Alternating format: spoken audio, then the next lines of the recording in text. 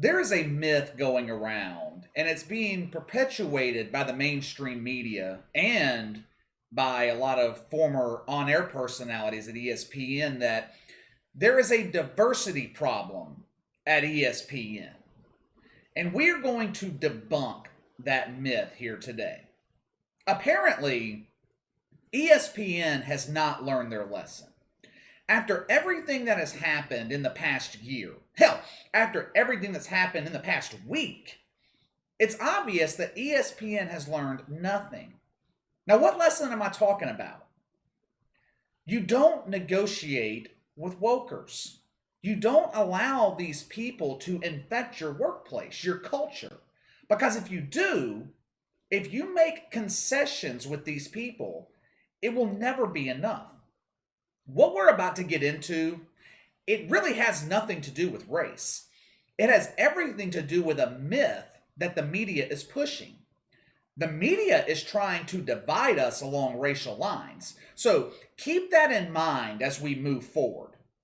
The National Association of Black Journalists has come out, and they have blasted ESPN for their handling of the Rachel Nichols and Maria Taylor situation.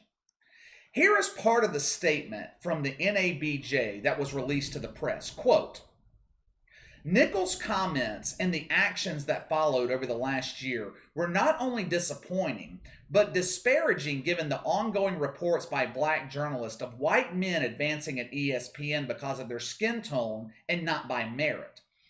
ESPN's response to the matter was even more appalling, as the Times has documented what appears to be an attempt by ESPN to sweep the matter under the rug until it was recently exposed in greater detail. The company's actions could have alienated Taylor and left another black employee punished for exposing the matter, end quote. First of all, what white men are advancing at ESPN at a greater rate than black men or black women or white women? White men at ESPN are getting laid off or leaving the network. Every time there are layoffs at ESPN, it's predominantly white males that lose their job. Back in 2017, Ed Werder, Jay Crawford, Andy Katz, Chad Ford, Mark Stein, Andrew Brandt, John Clayton, all white males. I believe the only black male was Jerome Bettis. And look, I'm not pointing this out because I'm bothered by that. ESPN can choose to lay off whoever the hell they want. I'm pointing it out because there is this false narrative going around that white men get preferential treatment at ESPN, and it's just not true. Hell, just this past year, look at who has departed ESPN for one reason or another. Kenny Mayne, Trey Wingo, Mike Golick, Will Cain, Tom Rinaldi. Again, all white males. If you want to make the case that people are getting preferential treatment because of their race at ESPN, you can make the case that it's the other way around. Another thing, how could ESPN's actions with the Rachel Nichols, Maria Taylor situation, how could that have alienated Maria Taylor? If anything, with this report being made public, she's being painted as the victim. Rachel Nichols is the one who has been alienated. Rachel Nichols is the one who has had colleagues turn their back on her. Of course, ESPN punished the employee that supposedly leaked this story to the New York Times. What other choice did they have? They probably should have fired her. They likely didn't because they knew they would face backlash from the media if they did. But they're getting the backlash anyway. With all this talk of lack of diversity at ESPN, I decided to really dig deep into this. I couldn't find demographics for executives and on-air talent at ESPN anywhere online, so I had to compile this research myself. I went through the painstaking task of counting the number of employees on the ESPN bios page and determining how many were black and how many were white. There are a total of 621 people on the ESPN bios page. This covers executives, on-air talent, and what they call other personnel. There are a few of them on there who didn't have pictures available, so this is not exactly scientific research, but I got as close as I could. And for the most part, everyone did have pictures available. What I did, I counted everyone who was white or Latino and everyone who wasn't. Of the 621 employees listed on the ESPN BIOS page, 467 were white or Hispanic, and 154 were black. Now, when you look at it this way, you would think ESPN's got a diversity problem. They have far more white people than black people. But when you look at it objectively, it starts to make more sense. White and Hispanic people make up 78% of the population of the United States. They also make up 75% of the workforce at ESPN. African Americans make up 13% of the population here in the United States and 25% of the workforce at ESPN. Technically, the offices of ESPN are more diverse than the entire country. But this isn't enough for the woke left. It's not enough that African Americans make up 25% of ESPN's workforce. They want more. And that's how it always is with the far left. They always push for more. And look, I'm not trying to defend ESPN here. I don't like ESPN. I don't watch ESPN. I have no dog in this fight. My job is to bring you the truth and let you decide for yourself. My problem with this situation is the media is pushing a myth that ESPN's not diverse, and it's just not true. I don't know what goes on behind the scenes. I can't tell you if certain people, certain races are being held back. All I can go off of is the information that I have available. And this information shows that ESPN is diverse. The LA Times just released an article the other day. ESPN must address pervasive race problems. First line in the article: top black voices keep leaving ESPN for a reason. My question is, who? Who? There's not a higher number of black people who have left ESPN for one reason or another than white or Hispanic people. Where's the proof that there is a diversity or race problem at ESPN? If anything, ESPN has made too many accommodations based off of political pressure from the far left. Remember the special that they aired last summer on racism in America, systemic racism? After George Floyd was murdered, they started to allow people like Maria Taylor to use their airtime to talk about racism in America. ESPN has been more than accommodating when it comes to appeasing the wokers, but it's not enough. The LA Times used Jemele Hill as their reference for how ESPN mistreats black employees. Jemele Hill is the worst example or worst reference to use. Of course ESPN had to part ways with Jemele Hill.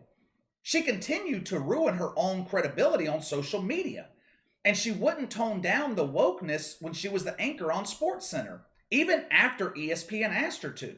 The ratings were tanking. ESPN had a decision: keep Jemele Hill and allow ratings to continue to slide and advertisers to leave, or get her the hell off the air. The choice was simple. It was a business decision. It wasn't a racial decision.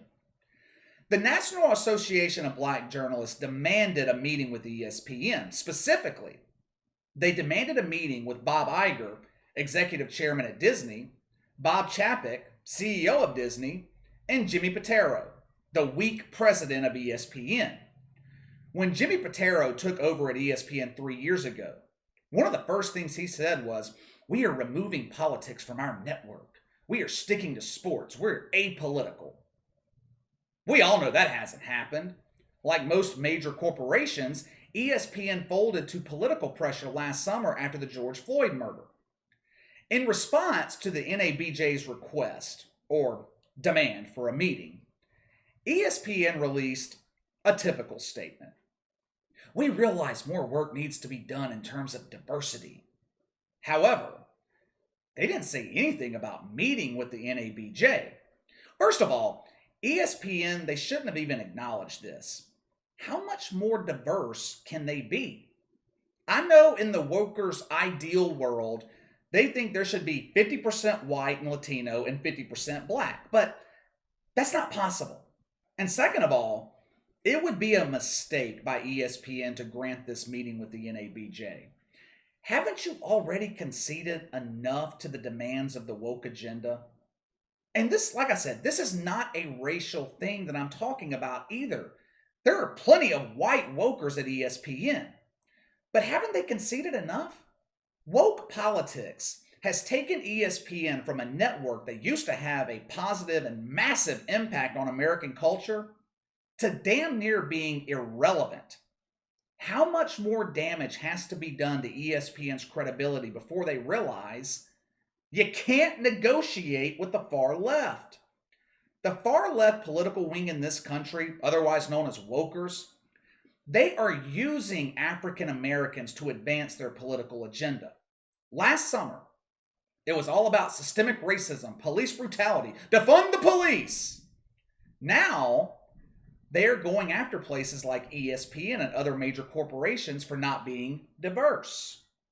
On the surface, if you weren't really aware of what's happening, you would believe that these people are actually fighting for African Americans. They're not. They are fighting to advance a political agenda. And that agenda is social justice or socialism. The far left knows that they can't sell socialism to the American public. They've got to disguise it. What they're doing, they are dividing the country on the basis of race. So they can slide this agenda into the government without you paying attention. You're too busy paying attention to supposed racism to know what they're doing. These people know exactly what they're doing. People like Jemele Hill, she knows there's not a diversity problem at ESPN. She knows why they let her go, but she spins her story so she can garner sympathy. In reality, Jemele Hill's just a puppet for the woke agenda. She's just like Stephen A. Smith. Go check the video I did on Stephen A. about a month ago. I did a lot of research for that video, showing that Stephen A. Smith used to lean conservative. At one point, he was actually influencing African Americans to vote for the Republican ticket in the presidential election. Then, all of a sudden, there is a shift in his mentality. He becomes woke. Why? Why? It's not hard to figure out. Stephen A. Smith is being paid to push an agenda. My point is, don't buy into what these people are selling. They are lying to you. Is there racism in America? Yes, of course.